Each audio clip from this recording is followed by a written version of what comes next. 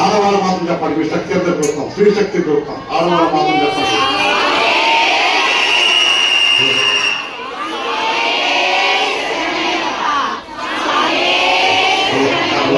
చెప్పండి.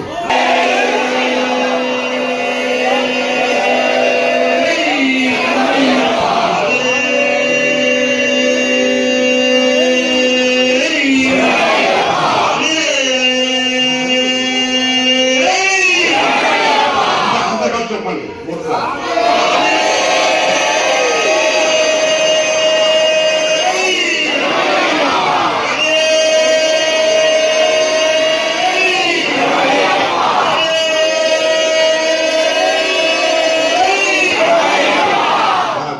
లక్కి చేయకుండా ఎన్నో మంది స్వామి వారిని ఇస్తున్నాము.